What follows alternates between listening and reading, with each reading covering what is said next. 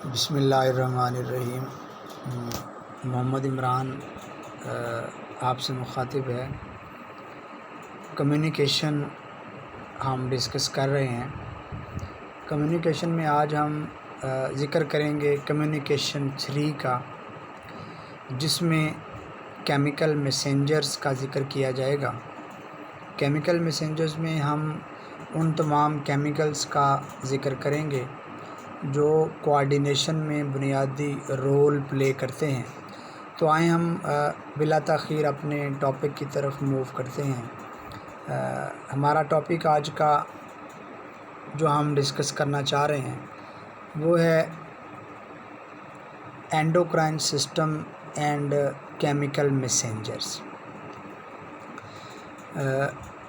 जानदारों में डेवलपमेंट का प्रोसेस जो है वो फर्टिलाइजेशन के बाद स्टार्ट होता है। After fertilization a first cell of life zygote is formed that undergoes development.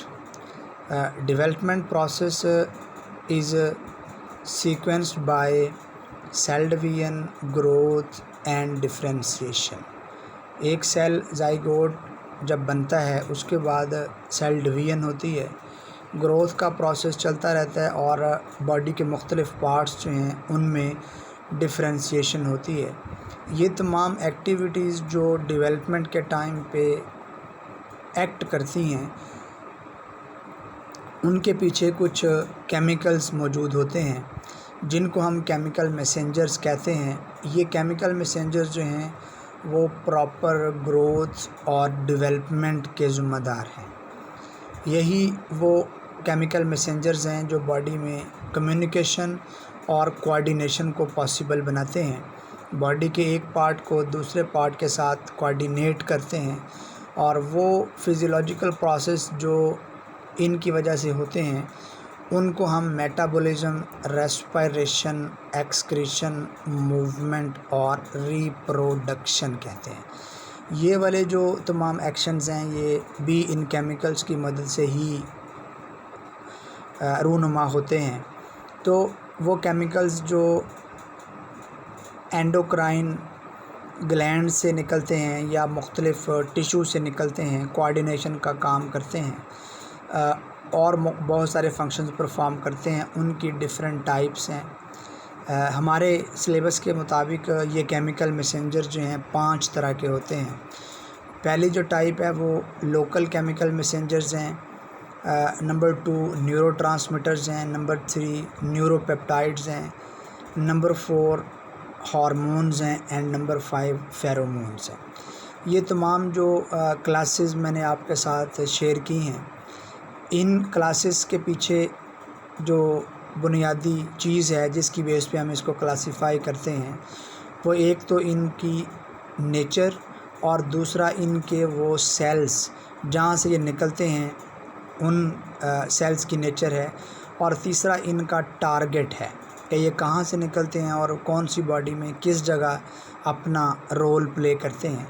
सो पहली जो टाइप है वो लोकल केमिकल मैसेंजर्स हैं। ये लोकल केमिकल मैसेंजर्स जो हैं वो जिस जगह से पैदा होते हैं उसके करीब तरीन जो सेल्स हैं उनकी फ़िज़ियोलॉजिकल एक्टिविटीज़ को कंट्रोल करते हैं। मिसाल के तौर पे एक केमिकल जो है जिसका नाम है ल्यूमोन्स, ये जहाँ निकलता है वहीं डाइजेस्टिव सिस्टम में डाइजेशन का फंक्शन परफॉर्म करता है। another chemical is called as histamine. It is released from wounded cells. जिस जगह पे बॉडी में ज़ख़म हो जाए वहाँ पे हिस्टामीन निकलता है और ये उस लोकल एरिया के अंदर इन्फ्लेमेटरी रिस्पॉन्सेस को ज़ाहिर करता है। सो ल्यूमोन्स और हिस्टामीन्स दोनों अपने सोर्स से निकलने के बाद वहीं अपना एक्शन परफॉर्म करना स्टार्ट करते हैं, इसलिए इनको लोकल केमिकल मैसेंजर्स का नाम दिया जाता है। दूसरी टाइप जो है वो न्यूरोट्रांसमीटर्स है इन केमिकल्स की।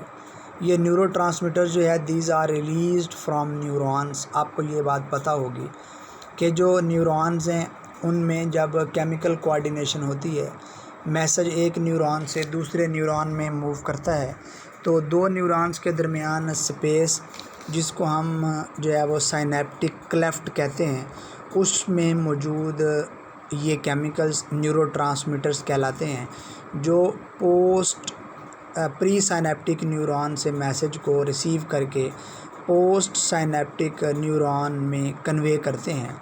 ये जो एंजाइम्स हैं न्यूरोट्रांसमीटर, ये अपना एक्शन परफॉर्म करने के बाद डिग्रेड हो जाते हैं ताकि नेक्स्ट साइकिल जो है वो कैरी किया जा सके। अगर ये डीएक्टिवेट नहीं होते तो मुसलसल मैसेज को कन्वे करते रहते हैं, तो उस शक्ल में डिज़ीज़ जो है वो नोट की जाती है।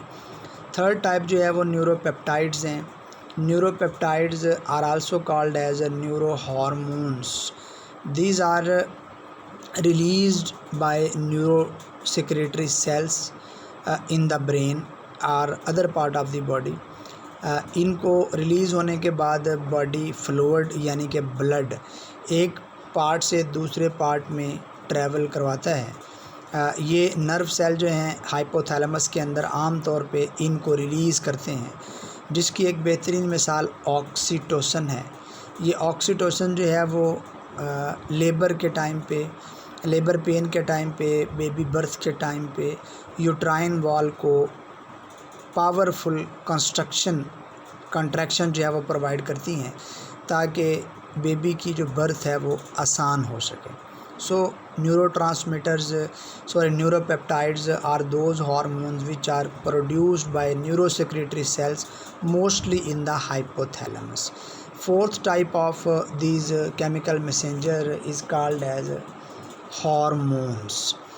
Hormones are released from endocrine gland, जैसा कि पेंक्रियाज है, जैसा कि एड्रिनल ग्लैंड है, थायराइड ग्लैंड है, वगैरह वगैरह। इनसे ये हार्मोन जो है वो निकलते हैं और ब्लड इनको एक पार्ट से बॉडी के दूसरे पार्ट में ट्रांसपोर्ट करने में हेल्प करता है। नंबर 5 है उसको हम कहते हैं फेरोमोन्स। फेरोमोन्स ऐसे हार्मोन्स हैं, ऐसे केमिकल मैसेंजर्स हैं जो एक जानदार से रिलीज़ होते हैं और उसका असर जो है वो किसी दूसरे जानदार में महसूस किया जाता है। अगर किसी भी जानदार को अपनी स्पीशी का कोई मेंबर पहचानना हो तो उसकी बॉडी से निकलने वाले जो ये केमिकल्स हैं, ये केमिकल्स को इस्तेमाल करते हुए अपने कैमो रिसेप्शन की मदद से उन केमिकल्स को पहचानते हैं और अपनी सेम स्पीशी के मेंबर्स को पहचानने की सलाहियत रखते हैं। So on the base of the nature, hormones are chemical messengers are local chemical messengers, neurotransmitters, neuropeptides, hormones and pheromones. Neuro endocrine system वो सिस्टम है जिसमें न्यूरॉन्स जो हैं वो केमिकल मैसेंजर को रिलीज़ करके बॉडी के ग्लैंड्स को एक्टिवेट करते हैं। आमतौर पे जो न्यूरो एंडोक्राइन सिस्टम है ये एक प्रॉपर फीडबैक मैकेनिज़्म के मुताबिक काम करता है, जिसमें जो हार्मोन्स हैं वही अपने ग्लैंड्स को कंट्रोल करते हैं। न्यूरो एंडोक्राइन सिस्टम जो है वो बॉडी में शॉर्ट और लॉन्ग टर्म एक्टिविटीज़ को कंट्रोल करने में हेल्प करते हैं और आम तौर पे इसी की मदद से जो होम्योस्टेसिस का मैकेनिज़्म है वो परफॉर्म किया जाता है। Now next question is that what is feedback mechanism and how it helps to control hormones in their action. A hormone is a specialized chemical messenger released by endocrine gland, transported by blood and affects the target cell. 3 point बहुत अहम हैं। Number 1, एक तो ये chemical messenger जो है वो किसी ग्लैंड से निकल रहा हो। नंबर 2, ब्लड के ज़रिए ये ट्रांसपोर्ट हो किसी बॉडी के दूसरे पार्ट में। और नंबर 3, अपने टारगेट पे पहुंचने के बाद कोई रिस्पॉन्स पेश करने का ज़िम्मेदार हो। The study of these endocrine glands is called as endocrinology. ये केमिकल मैसेंजर जो हैं वो एक मेटाबॉलिक पाथवे के मुताबिक काम करते हैं। टारगेट सेल जो है जिस पे जाके ये केमिकल्स या हार्मोन्स काम करते हैं उनको हम रिसेप्टर्स कहते हैं। अब ये जो रिसेप्टर्स हैं, फीडबैक जो मैकेनिज़्म है इस तस्वीर के अंदर वो वाज़िया आपको नज़र आएगा। हाइपोथैलेमस जो है वो जब हमारी बॉडी का टेम्परेचर लो हो जाए, मेटाबॉलिज्म डिक्रीज़ हो जाए, तो उस वक़्त हाइपोथैलेमस जो है वो रिलीज़ कर देता है थायराइड रिलीजिंग हार्मोन को। ये thyroid releasing hormone pituitary gland को एक्टिवेट करता है। पिट्यूटरी ग्लैंड जो है वो थायराइड को एक्टिवेट करता है और थायराइड जो है वो थायराइड रिलीजिंग हार्मोन की मदद से थायरॉक्सिन जो है वो निकालता है और थायरॉक्सिन जो है वो बॉडी का मेटाबॉलिज्म इंक्रीज़ करता है। जैसे ही बॉडी का मेटाबॉलिज्म इंक्रीज़ करता है तो हाइपोथैलेमस जो है वो थायराइड रिलीजिंग हार्मोन का निकालना बंद कर देता है। जब वो निकालना बंद करता है तो बॉडी का टेम्परेचर ऑटोमेटिकली डिक्रीज़ हो जाता है। बॉडी के टेम्परेचर डिक्रीज़ होने से दोबारा से जो थायराइड स्टिमुलेटिंग हार्मोन है वो पैदा होता है हाइपोथैलेमस से, और यही प्रोसेस जो है वो कैरी ऑन किया जाता है। इस प्रोसेस की मदद से जो बॉडी में टेम्परेचर है या दूसरी चीज़ों का बैलेंस है, you can say that homeostasis may balanced. Hormones की नेचर की बात करते हैं कि हार्मोन जो है वो किस तरह के होते हैं। हार्मोन बुनियादी तौर पे 4 क्लासेज में डिवाइड किए जाते हैं। उनमें पहली क्लास जो है वो पेप्टाइड्स हैं, नंबर 2 प्रोटीन्स हैं, नंबर 3 अमाइनो एसिड्स हैं एंड नंबर 4 स्टीरॉइड्स हैं। ये 4 तरह के हार्मोन्स हमें मिलते हैं। जो पेप्टाइड्स हैं ये न्यूरोसेक्रेटरी सेल्स इनवर्टिब्रेट्स के रिलीज़ करते हैं और आम तौर पे they are called as most of all these are called as polypeptides, क्योंकि ये प्रोटीन से मिलकर बने होते हैं। एक से ज़्यादा जो चेन्स हैं वो कंबाइन होती हैं, इसलिए इनको पेप्टाइड्स या पॉलीपेप्टाइड्स हार्मोन भी कहते हैं। नंबर 2 हार्मोन्स की नेचर के हवाले से बात करें तो प्रोटीन इन नेचर हार्मोन्स होते हैं। ये प्रोटीन इन नेचर जो हार्मोन्स हैं ये पैंक्रियाज से निकलने वाले हार्मोन्स हैं जिनमें इंसुलिन और ग्लूकागॉन शामिल हैं। जब थर्ड टाइप जो है वो अमाइनो एसिड्स हैं। ये प्रोटीन नहीं होती बल्कि छोटे छोटे यूनिट्स होते हैं प्रोटीन के, इनको हम अमाइंस भी कहते हैं। थायराइड से निकलने वाले जो हार्मोन्स हैं जैसा कि थायरॉक्सिन, T3 और T4 जो है ये इस ग्रुप में शामिल किए जाते हैं। फोर्थ टाइप हार्मोन की जो है उनको हम स्टीरॉइड्स कहते हैं। स्टीरॉइड्स जो हैं वो ऐसे हार्मोन्स हैं जो ओवरीज से, टेस्टिस से, एड्रिनल ग्लैंड के कॉर्टेक्स से जो है वो रिलीज़ होते हैं। ये हार्मोन अपनी नेचर के हवाले से 4 तरह के हुए: peptides hormone, protein hormone, amino acid hormone and steroids hormone. No need to explain, you already know that hormones effect in very small quantity and are used again and again। एक chemical reaction करने के बाद hormones free हो जाते हैं, किसी भी chemical reaction के प्रोडक्ट के ऊपर इफ़ेक्ट नहीं करते, दोबारा से इस्तेमाल हो जाते हैं। हार्मोन्स सेल्स के लिए 3 किस्म के फंक्शंस परफॉर्म करते हैं।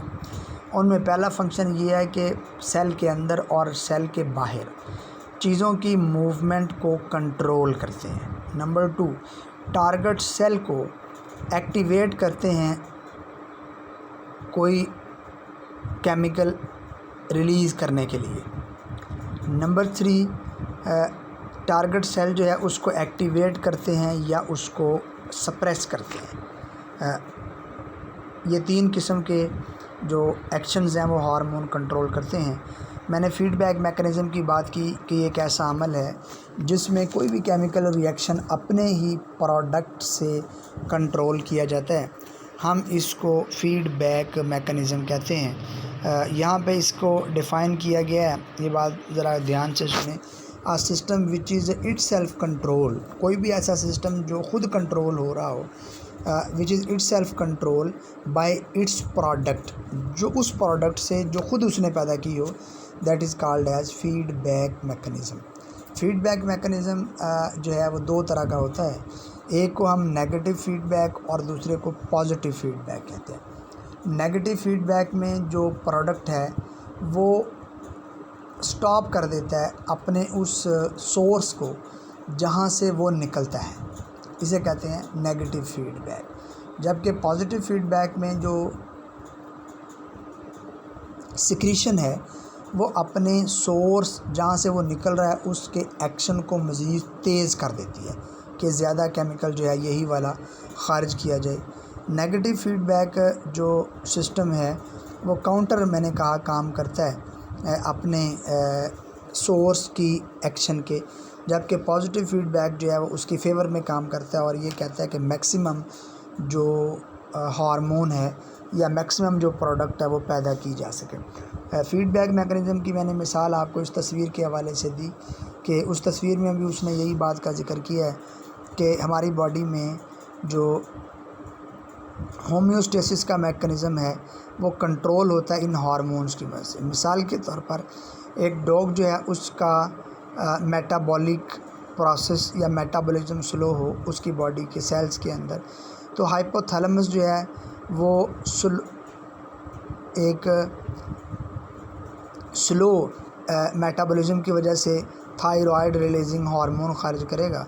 Thyroid stimulating hormone pituitary gland को एक्टिवेट करेगा ताकि थायरोप्रोटीन, थायरोट्रोपिन या थायराइड स्टिमुलेटिंग हार्मोन पैदा हो पिट्यूटरी ग्लैंड से। Thyroid stimulating hormone thyroid gland को एक्टिवेट करता है जो थायरॉक्सिन T3 और T4 पैदा करता है। इस तरह से बॉडी का मेटाबॉलिज्म इंक्रीज़ कर जाता है। और दूसरे हाथ में जब बॉडी का मेटाबॉलिज्म इंक्रीज़ कर जाता है तो लेस थायराइड रिलीजिंग हार्मोन पैदा होता है। ये कम thyroid stimulating hormone pituitary gland को प्रोड्यूस स्टॉप कर देता है ताकि थायराइड स्टिमुलेटिंग हार्मोन पैदा ना हो। ये कम thyroid stimulating hormone thyroid gland को स्लो करता है और रिज़ल्ट के तौर पे थायरॉक्सिन की कंसंट्रेशन जो है वो स्लो निकलती है और बॉडी का मेटाबॉलिज्म दोबारा से अगेन स्लो हो जाता है। तो उसके स्लो होने की वजह से फिर जो फर्स्ट मैंने पॉइंट डिस्कस किया था कि हाइपोथैलेमस जो है वो थायराइड रिलीजिंग हार्मोन पैदा करता है ताकि एक सीक्वेंस के ज़रिए थायरॉक्सिन पैदा किया जाए, बॉडी का मेटाबॉलिज्म तेज़ किया जाए। सो बॉडी का मेटाबॉलिज्म तेज़ होना ही कंट्रोल का बायस बनता है उस हार्मोन को जो इस टेम्परेचर के, इस थायरॉक्सिन के निकलने का बायस बनता है। हार्मोन जो हैं वो किस तरह से काम करते हैं यहाँ थोड़ा सा हम जिक्र करते हैं। हार्मोन जो हैं आम तौर पे मैंने जिक्र किया कि वो 4 तरह के होते हैं। हार्मोन्स जो हैं वो प्रोटीन इन नेचर होते हैं, वो अमाइंस इन नेचर होते हैं, वो पेप्टाइड्स इन नेचर होते, स्टीरॉयड्स इन नेचर होते हैं, या फिर जो हार्मोन्स हैं वो अमाइनो एसिड्स इन नेचर होते हैं। अब यहाँ पे 2 ऐसे मैकेनिज़्म हैं जिनका डिस्कस करना मेरे ख़्याल से बहुत ज़रूरी है। वो 2 मैकेनिज़्म में से पहला जो है उसको हम कहते हैं फिक्स्ड मेम्ब्रेन रिसेप्टर मैकेनिज़्म। ये वो मैकेनिज़्म है जिसके ज़रिए हार्मोन जो हैं वो अपने टारगेट पे एक्ट करते हैं। दूसरा हार्मोन जो है मैकेनिज़्म जो है उसको मोबाइल रिसेप्टर मैकेनिज़्म कहते हैं। मोबाइल रिसेप्टर मैकेनिज़्म जो है ये बात याद रहे कि फ़िक्स्ड मोबाइल मेम्ब्रेन जो मैकेनिज़्म है हार्मोन के एक्शन का, उसमें जो हार्मोन है वो अपने टारगेट पे तो पहुंचता है लेकिन सेल को क्रॉस नहीं करता। उसके जो रिसेप्टर्स हैं वो जिस सेल पे ऊपर उसने अटैक करना है उसके ऊपर मौजूद होंगे, उसके ऊपर काम करता है। जबकि जो मोबाइल रिसेप्टर मैकेनिज़्म है उसमें जो एंजाइम्स हैं वो एंटर हो जाते हैं सेल के अंदर और एंटर होने के बाद अपना एक्शन परफॉर्म करते हैं। यहाँ ये बात याद रहे कि जो फिक्स्ड मेम्ब्रेन पोटेंशियल जो है वो रिसेप्टर मैकेनिज़्म के हार्मोन्स हैं वो डिफ्यूज़ नहीं होते सेल के अंदर, जबकि मोबाइल रिसेप्टर मैकेनिज़्म में जो हार्मोन्स हैं वो अपने टारगेट सेल के अंदर एंटर हो जाते हैं और वहाँ जाके एक्शन परफॉर्म करते हैं। अब ये दोनों किस तरह से काम करते हैं हम इसका ज़िक्र करेंगे। पहले हम जिक्र करते हैं फिक्स्ड मेम्ब्रेन रिसेप्टर मैकेनिज़्म का, वो अमल जिस अमल में ये जो हार्मोन है वो सेल के ऊपर मौजूद टारगेट सेल पे एक्ट तो करता है लेकिन उसकी मेम्ब्रेन को क्रॉस करके उसमें एंटर नहीं होता। ये हार्मोन अपने सोर्स से पैदा होने के बाद टारगेट सेल तक ब्लड की सर्कुलेशन के ज़रिए पहुंचता है। जब ब्लड की सर्कुलेशन पे पहुंचता है तो सर्कुलेशन से अपने टारगेट पे पहुंचता है, तो अपने टारगेट पे पहुंचने के बाद फर्स्ट जो एक्स्ट्रा सेलुलर मैसेंजर है उसके तौर पे काम करता है, यानी कि मैसेज लेके आ रहा होता है, सबसे पहला ये काम करता है। और चूँकि सेल के ऊपर रिसेप्टर मौजूद होते हैं, उन रिसेप्टर के साथ ये हार्मोन जो फर्स्ट केमिकल मैसेंजर के तौर पे काम करता है उन रिसेप्टर के साथ कंबाइन हो जाता है। रिसेप्टर के साथ कंबाइन होने से ये हार्मोन रिसेप्टर कॉम्प्लेक्स कहलाता है और ये आम तौर पे एक प्रोटीन एडिनाइलेट साइक्लेज जो है मेम्ब्रेन के अंदर उसको एक्टिवेट करता है, जो एटीपी को एएमपी साइक्लिक एएमपी में कन्वर्ट करता है। अब जो स्टेप अभी तक मैंने डिस्कस किए वो ज़रा गौर से सुने कि सेल जो है उसके ऊपर अटैक करने के लिए जब हार्मोन आता है तो हार्मोन जो है वो फर्स्ट मैसेंजर के तौर पे काम करता है।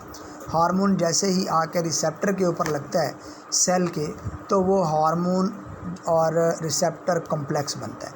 ये हार्मोन रिसेप्टर कॉम्प्लेक्स जो है वो एडिनाइलेट साइक्लेज एक प्रोटीन मौजूद है प्लाज्मा मेम्ब्रेन के अंदर, उसको एक्टिवेट करता है। जो एडिनाइलेट साइक्लेज प्रोटीन है जब वो एक्टिवेट हो जाती है तो वो एटीपी को कन्वर्ट कर देती है जो सेल के अंदर मौजूद होते हैं एएमपी में, और साइक्लिक एडिनोसिन मोनोफॉस्फेट जो है वो सेकंड मैसेंजर के तौर पे काम करता है।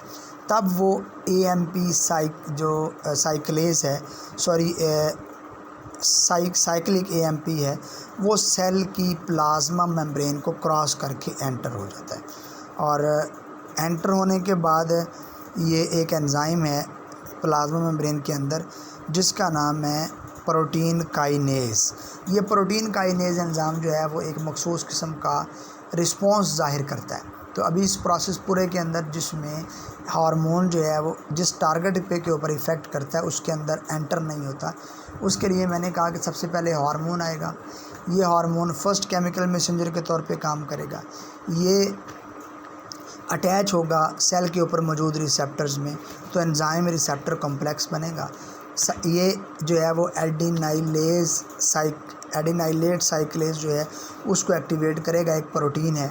और एडिनाइलेट साइक्लेज जो है वो प्रोटीन एटीपी को साइक्लिक एएमपी में कन्वर्ट करेगी और ये साइक्लिक एएमपी जो है सेकंड मैसेंजर के तौर पे काम करेगी और एक प्रोटीन को एक्टिवेट करेगी जिसको हम कहते हैं प्रोटीन काइनेज। ये प्रोटीन काइनेज जो है वो सेकंड मैसेंजर के तौर पे काम करता है, ये जो है जो एक रिस्पॉन्स जाहिर करता है। दूसरा आमतौर पे एक एंजाइम है फास्फोडाइएस्ट्रेज, ये इनएक्टिवेट करता है साइक्लिक एएमपी को जो एक्टिवेट कर रहा था प्रोटीन काइनेज को। तो साइक्लिक एएमपी को जब डीएक्टिवेट करेगा तो साइक्लिक प्रोटीन काइनेज एक्टिवेट नहीं होगा। तो उस प्रोटीन काइनेज के एक्टिवेट ना होने से जो सेल है वो कोई भी रिस्पॉन्स ज़ाहिर नहीं कर पाता। ये तस्वीर के अंदर यही बात उसने शो की है। अगला जो टाइप है हार्मोन के एक्शन की सेल के ऊपर, उसको हम कहते हैं मोबाइल रिसेप्टर मैकेनिज़्म। ये बात याद रहे कि मोबाइल रिसेप्टर मैकेनिज़्म के अंदर जो हार्मोन सेल के ऊपर अटैक करते हैं, सेल के ऊपर एक्ट करते हैं उसके मेटाबॉलिज्म को कंट्रोल करने के लिए, ये जो हैं वो स्टीरॉयड हार्मोन्स हैं। ये स्टीरॉयड हार्मोन की ये सलाहियत होती है कि प्लाज्मा मेम्ब्रेन को ये क्रॉस कर जाते हैं और आमतौर पे इनके जो रिसेप्टर्स होते हैं वो प्लाज्मा मेम्ब्रेन के ऊपर होने की बजाय साइटोप्लाज्म के अंदर मौजूद होते हैं। ये सबसे पहले जो है ये ग्लैंड जो है वो रिलीज़ करेगा हार्मोन को ब्लड के अंदर। ब्लड के ज़रिए ये अपने टारगेट सेल पे पहुंचेगा। टारगेट सेल से डिफ्यूजन के ज़रिए ये हार्मोन किसी भी अपने टारगेट सेल के अंदर एंटर हो जाएगा। जैसे ही टारगेट सेल में ये एंटर होगा तो सेल के अंदर मौजूद एक मखसूस रिसेप्टर, प्रोटीन रिसेप्टर जो साइटोप्लाज्म के अंदर है, उसके साथ अटैच होकर स्टीरॉयड प्रोटीन कॉम्प्लेक्स बनाएगा। और आम तौर पे ये स्टीरॉयड प्रोटीन कॉम्प्लेक्स जो है, जो सेल के अंदर बनी है, ये डीएनए के साथ कंबाइन होने की सलाहियत रखती है। तो जैसे ही ये डीएनए के साथ कंबाइन होगी तो ये न्यूक्लियस में एंटर हो जाएगी। डीएनए जो है वो जैसे ही एंटर होगा न्यूक्लियस के अंदर तो मखसूस जीन्स की ट्रांसक्रिप्शन का काम एक्टिवेट करेगा। तो मखसूस जीन्स की ट्रांसक्रिप्शन होगी, वहाँ से मैसेंजर आरएनए बनेगा और न्यूली सिंथेसाइज्ड मैसेंजर आरएनए जो है वो छोड़ के न्यूक्लियस को बाहर निकलेगा और साइटोप्लाज्म के अंदर वो प्रोटीन काइनेज जो है उस निकलने के बाद ये एक्टिवेट होगा और जैसे ही ये बाहर निकलेगा मैसेंजर आरएनए तो सेल का एक मखसूस किस्म का जो रिस्पॉन्स है वो ज़ाहिर हो जाएगा। तो दोनों केसेस में जो फिक्स मोबाइल मैकेनिज़्म है एंजाइम हार्मोन के एक्शन का, उसमें जो हार्मोन है वो सेल के अंदर एंट्री नहीं ले सकता, बल्कि सेल के ऊपर मौजूद टारगेट जो सेल्स हैं उनको इस्तेमाल करके एक्टिवेट होता है। दूसरे केसेस में जो मोबाइल रिसेप्टर मैकेनिज़्म है, उसमें जो रिसेप्टर है वो सेल के अंदर मौजूद हैं, हार्मोन जो है वो सेल के अंदर एंटर हो जाता है। एंटर होने के बाद न्यूक्लियस को कंट्रोल करता है, मैसेंजर आरएनए बनाता है और मैसेंजर आरएनए की मदद से जो सेल है वो मखसूस रिस्पॉन्स ज़ाहिर करता है। सो ये कम्युनिकेशन 3 जिसके अंदर आज हमने हार्मोन, उनका feedback mechanism, what are chemical messengers, hormone की नेचर क्या होती है, फीडबैक कंट्रोल क्या होता है और हार्मोन के एक्शन का मैकेनिज़्म क्या है, ये हमने आज डिस्कस किए हैं। अगर इससे रेलेवेंट कोई क्वेश्चन आपके पास हो, कोई बात आपको समझ ना लग रही हो, तो आप वो क्वेश्चन जो है वो पूछ सकते हैं और वो मुझसे शेयर कर सकते हैं, या कोई सजेशन आपके पास हो वो आप सजेस्ट भी कर सकते हैं। सो कोऑर्डिनेशन 3 ये हमारा टॉपिक है, ये हमने आज डिस्कस किया है। अगर इसके साथ कोई और पॉइंट आप पूछना चाहें, यू आर मोस्ट वेलकम। इसी के साथ अपना ख्याल रखिएगा। अल्लाह ताला हमारा हामी नासिर हो। फ़ी अमानिल्लाह।